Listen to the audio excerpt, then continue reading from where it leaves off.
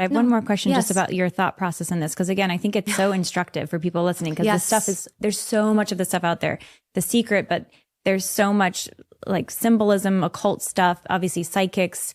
You know, you download an app. There's this app called Peanut app for like moms. And it's like, do you want to meet other moms who are into like their tarot card readings or whatever? I mean, it's just, it's everywhere, right? Yeah.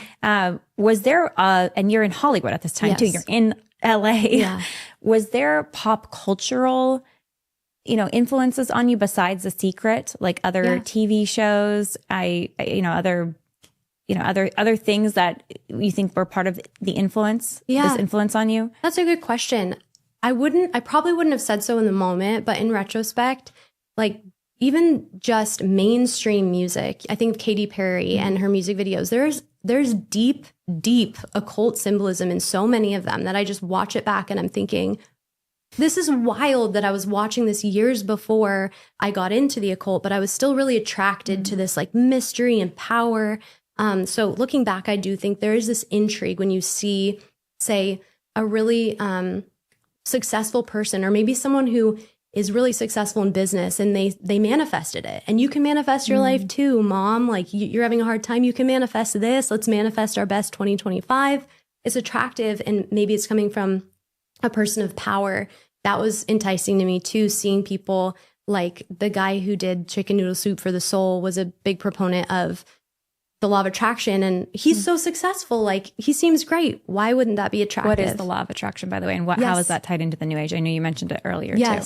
The law of attraction is basically thoughts create things, and it ties in the occult idea of as above, so below. And really the idea is that you're a microcosm of the macrocosm. So I am basically, ultimately, you are God. That's the grand lie. When you follow these all to their end, it's great news. You are God, and the God of the Bible is the bad guy, which is such demonic deception that destroys souls.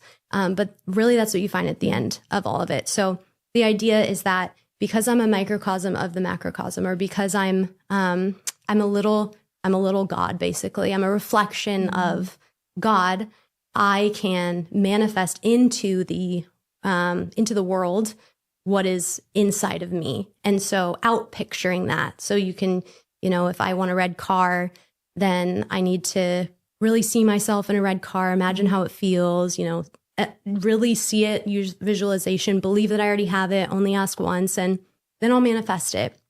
So the law of attraction is ultimately, guess what? You have the power to have whatever you want, and you're the most powerful magnetic force in the universe, and ultimately makes you God. It's crazy because we have as Christians, like we can ask the Father in his name, or when two or more gather together, or, why would he, when you pray to your Father, why would he give you, a rock when you're asking for bread? Like God is our Father, so he will provide. So it's like there's an element there, this trust in the universe, that if you trusted in the true God, he will provide, right? But then obviously it's making yourself God. So it's just, but that's all of it, right? Every false religion is aping parts of the truth to try to win people over, to deceive them. Yes. Yeah. I mean, it's amazing to see. I mean, I went to UCLA, spent years living in Los Angeles. It's everywhere. Yes. I mean, not just in LA, it's all over the world, I think, but certainly in parts of the United States, it's concentrated. But you see this, New Ageism, signs of the occult, and it's so normalized. Yes. And even in the book, The Secret, it pulls from the Bible, verses completely out of context. So you can read the Bible like a fortune cookie or something, completely stripped of context, make the verse mean whatever you want it to mean, and trying to justify law of attraction using those. So that was upsetting, but you're absolutely right. And I'm so thankful for the relationship that we have with God as Father in Christ. But in the law of attraction, it completely tries to thwart God's sovereignty, saying not only is what you want to have best, and not only can you make it happen, but like you deserve it. So yeah. So I took you on a tangent, so thank you for going down there with me, but you were getting up to the point where I think you had just mentioned going to this Freemason lodge. Yes. So you broke up with the guy, or you guys separated. You're kind of like saying, I'm going to let off whatever Christian dogma is holding me down. I'm going to go all in on the occult. And you're describing what that looked like. Yes. So I was just walking one day, this building literally glowed to me. Like, to me, there was this white energy coming off of it. And so I was so intrigued by it. I sat outside on the grass and just was like soaking in the energy. And I learned that it was a Freemason lodge. So that got me on this track of like, okay, this is the next thing. Also at that time. This is in LA. Yes. Also at that time, I'd been at a metaphysical shop and these tarot cards glowed to me in the same way. And it was the Thoth deck by a man named Alistair Crowley. And so I just thought, oh, that's the next thing I'm going to get. Now, Alistair Crowley is known as the most wicked man to have ever lived. He brought esotericism largely to the West, but he especially brought sex magic and just really dark stuff. He called himself the Beast. What is esotericism and sex magic? Esotericism is similar to the word occult. It's just kind of like esoteric is something that is only meant to be understood by a small amount of people. So, only if you've really been called to this can you know. And then the occult is kind of just hidden. It means hidden. So it's things that are hidden for only special people to know. And so he brought a lot of that kind of, you think secret societies, you think what goes on behind closed doors, that kind of stuff. And sex magic is awful. It's similar to Tantra, which is Eastern, which again brings in the idea that it's basically pantheistic or panentheistic, meaning either God is all and all is God, which is pantheism, or basically everything is God, but God is also like transcends it too. Both are total lies, but Tantra ties that in so that basically it uses sex and they would say the divine masculine and the divine feminine and uniting those dualities to then basically reach moksha, which is spiritual liberation. So it's the same lie. You're combining duality to reach spiritual liberation. And there are different kinds of Tantra. Some are more open, both are perverse, but some are more openly perverse. Some are more kind of spiritualizing those things. Sex magic is very similar, but instead of for the purpose necessarily of spiritual liberation, it's for the purpose of making your will be done. And that was Alistair Crowley saying, do as thou wilt shall be the whole of the law. So it's, yes, absolutely awful. A complete inversion of thy will be done. Yes. Yes. Crazy. So he brought that over. And that's where we see I don't know how much I can get into on YouTube, but the things that he taught and believed with blood and fluids and children brings a lot of that kind of stuff and the culty stuff in.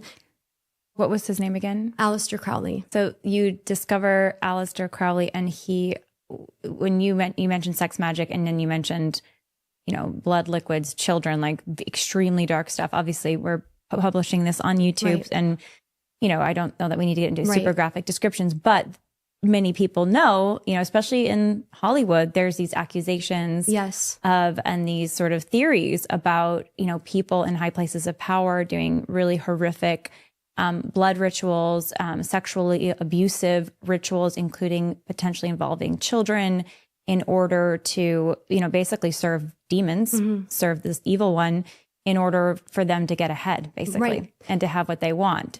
Yeah. And it all sounds like conspiracy unless you know what he taught, not what Alistair Crowley taught, but also how revered he was in the big circles in Hollywood. He was on the Beatles album cover, Sgt. Pepper's Lonely Hearts Club Band. He was Alistair Crowley. Crowley was on the cover of a Beatles album. Yes. The man who was promoting sex magic and ultimately what was sexually abusive of children. Right. And someone has a song called Mr. Crowley. I believe it is the Beatles. You'll have to check me on that. But he was revered in. But was the part about abusing kids, maybe drinking blood, like the very horrific, dark parts? I mean, the worst of all would be abusing the child. Right. It's all scary. Was that something that was, written down that he taught? I mean, yeah. Yes. It's hard to, of course, it's like believe the best. It's hard to know how much people knew, but even just at face value, like he called himself the Beast 666. Like that's what he called himself. So it's hard to justify revering a character of that sort.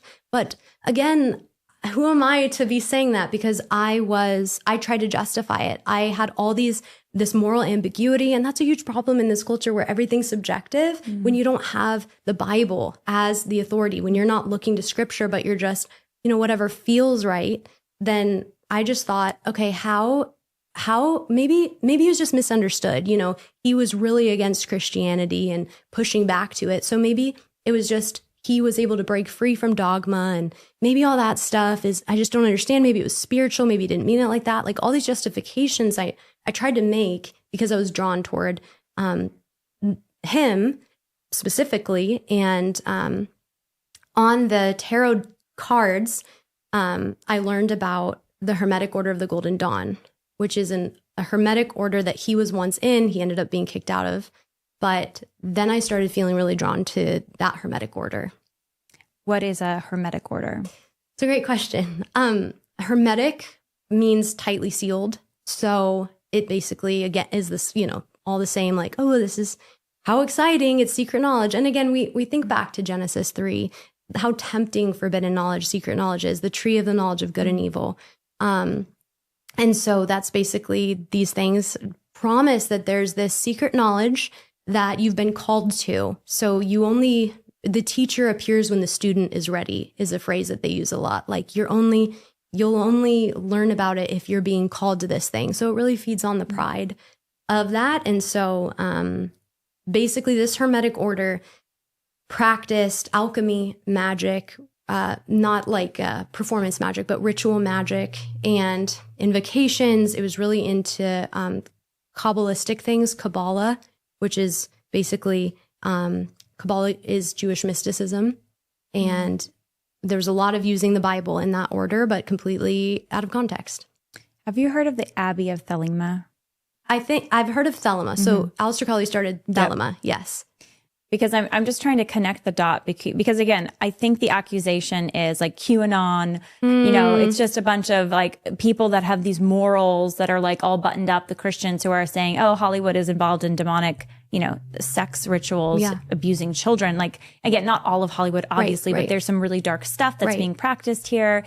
And, there's real children whose lives are at risk here. I mean, this is a concern that some people have, and obviously child sexual abuse exists. Obviously you've endured it, and sex trafficking exists. And, we obviously talk about that on the show, but I just want to go back to this idea that this Alistair Crowley, and my understanding is with this Thelema or Abbey of Thelema, that this is where there are accusations that there was ritualistic abuse of children. Wow. So I'm just curious if you have any other thoughts on that. It was kind of like a well-known secret among some. Yeah. But then it's not like Alistair Crowley was ever convicted of the abuse of children, right? So this again, these things are can be hard to parse. Yeah. And I get that it can, especially like if you're airdropped into it, it can sound like, okay, well, what are you talking about? But again, understanding his belief system, understanding his, and he was kicked out of the Golden Dawn for black magic and doing what you're not supposed to do, and started his own kind of schools of thought, one of like being Thelema. And so it's really not surprising to hear that, because again, those were his belief systems. He believed that there's power in blood, power in fluid, and, sex magic, power in sexual energy.